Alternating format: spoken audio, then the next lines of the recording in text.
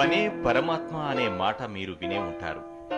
మనమంతా మన జీవితాలు ముందుకు సాగడానికి సంపాదన కోసం మాత్రమే పనులు చేస్తున్నాం అనుకుంటాం.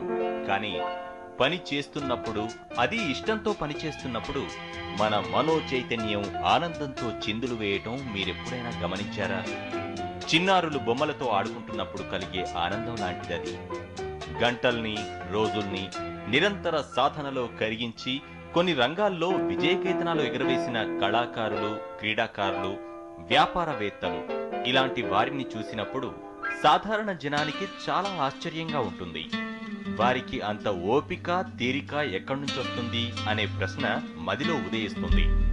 మహాత్మా గాంధీ నుంచి గొప్పవారైన అందరూ పనిని ప్రేమించారు, పనిని ఆరాధించారు, పని చేయడానికే బ్రతికారు.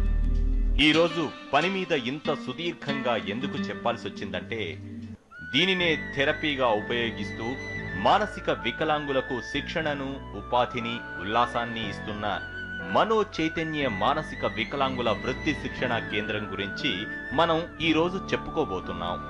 ఇలాంటి కేంద్రాల్లో అత్యున్నతమైనదిగా కీర్తి ప్రతిష్టలు ఆర్జించిన ఈ కేంద్రం నిర్వాహకుడు డి కృష్ణకుమార్ కూడా పని రాక్షసుడే. తనలోంచి తాను చేస్తున్న పనిని తీసేస్తే తాను సున్నాయేనని వినమ్రంగా చెప్పే కృష్ణకుమార్ మాటలు, చేతల్లో మనం ఎంతో వేగం చూస్తాం, ఉద్వేగం చూస్తాం. ఆకలేస్తే అమ్మనైనా అన్నం పెట్టమని అడగలేని బుద్ధిమాంద్యులకు సొంత సంపాదన ఉండాలని, వారి కాళ్ల మీద వాళ్లు నిలబడి జీవించాలని తప్పిస్తున్న ఆయన ఆశయం ఎంత ఉదాత్తమైనది! మానవత్వం అనే పదానికి ఇంతకంటే విలువైన అర్థం ఎవరూ చెప్పలేరేమో. ఆయన ఆశయాన్ని, అది సఫలమవుతున్న తీరుని మనం ఈరోజు హెచ్ఎంటీవీ స్ఫూర్తిలో చూడబోతున్నాం.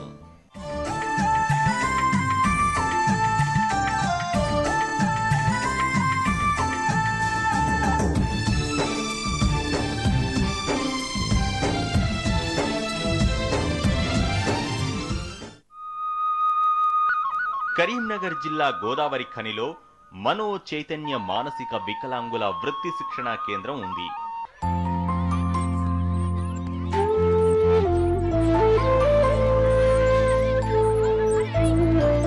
ఇలాంటి పిల్లలున్న తల్లిదండ్రులు పూనుకొని కృషి చేయటం వలన సింగరేణి కాలరీస్ సంస్థ యాజమాన్యం కూడా సహకరించడంతో దీని స్థాపన సాధ్యమైంది.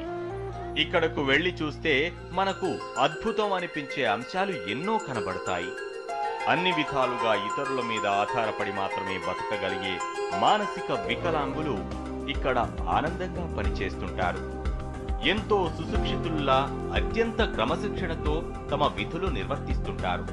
సుదీర్ఘ శిక్షణ, సాధనలతో మాత్రమే ఇవి సాధ్యమవుతాయి. ఈ బృహత్ కార్యం వెనుక కొవ్వొత్తిలా వెలుగుతున్న, కరుగుతున్న వ్యక్తి ఒకరున్నారు. ఆయనే డి కృష్ణకుమార్.